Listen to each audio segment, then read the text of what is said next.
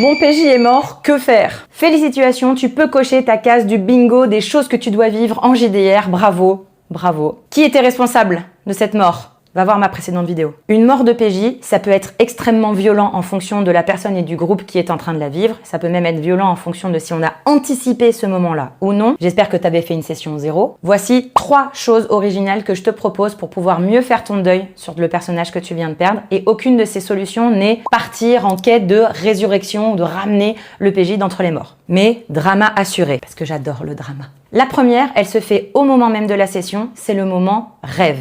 Trouve le premier moment de repos après la mort du PJ pour faire intervenir ce PJ en 1v1 dans les rêves de chacun des membres de la compagnie. C'est une petite bulle d'intimité. C'est leur laisser l'opportunité de se dire les dernières choses qu'ils n'ont pas pu se dire. Alors attention, c'est une situation qui est très intense. Tout le monde ne sera probablement pas capable d'endurer un moment de roleplay aussi intense et dramatique. Mais je sais que parmi vous, il y en a beaucoup à qui ça va faire beaucoup de bien. Deuxième chose que tu peux faire, c'est transformer le PJ en objet. J'ai joué dans une campagne avec mon amie Daga qui jouait une druide cercle des cendres et au moment où elle a perdu sa PJ donc s'est enflammée et s'est transformée en tas de cendres et elle a laissé à l'intérieur du tas de cendres une graine d'un arbre très spécifique de sa région. On a donc planté l'arbre et de la mort de notre PJ a vécu autre chose. Et ça faisait ultra sens puisque c'était une druide du cercle des cendres. La plupart des JDR auxquels on joue, il y a des systèmes de magie, de divinité, etc.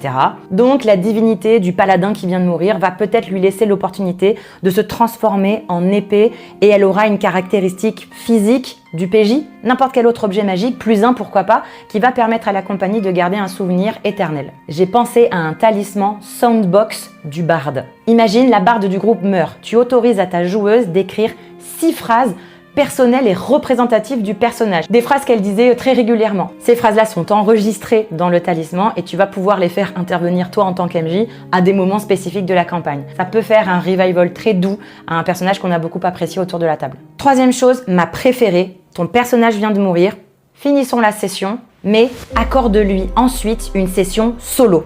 On se retrouve ensemble, MJ et PJ, autour d'une table pour te faire vivre une session défi de compétences. Il faut que tu reviennes sur le plan matériel. Et je vois ce défi de compétences à la manière d'un sanctuaire de Zelda. Il faut prendre les défauts ou ce qui a amené à la mort de votre PJ et faire en sorte que le PJ, il en tire une leçon et un nouveau pouvoir. Ton PJ, il est mort parce qu'il a pris une dague empoisonnée dans le dos et qu'il a échoué tous ses jets de sauvegarde contre la mort.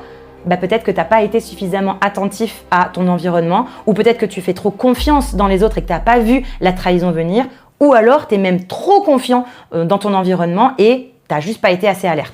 Boum, défi de compétences avec donc une série d'épreuves à relever avec degré de difficulté, lancer de dés, créativité. Si ça t'intéresse, regarde sur mon Patreon, j'ai 2 défis de compétences que j'ai créés sous forme de deck de cartes à mélanger et à tirer. Il y en a un, c'est une course-poursuite urbaine et l'autre, c'est un défi perdu dans la forêt, si ça peut te donner des idées. Et je t'y explique pas à pas comment le réaliser. Dès que le PJ arrive à un certain nombre d'échecs, c'est finito pipo, merci d'avoir joué, au revoir, donne-moi ta feuille de perso, je la déchire. Non, ne faites pas ça. Dès qu'il arrive à un certain nombre de succès, il revient à la vie avec une séquelle. Et dans le cas où c'est un succès total du défi, alors là, il faut la jouer Édouard Elric. Le PJ, il a vu la vérité. Tu reviens avec un bonus, j'en sais rien, marqué par la mort.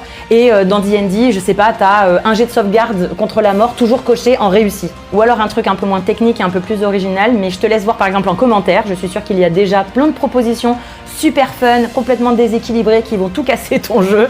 Mais après tout, c'est pas grave, ça peut nous inspirer évidemment. Et après tout, c'est du JDR, on est là pour jouer des héros. C'était Mouf, je suis rôliste depuis 2019, créatrice de contenu JDR depuis 2020, comédienne d'improvisation, fondatrice d'un bar à jeux de société et faire jouer, c'est ma spécialité.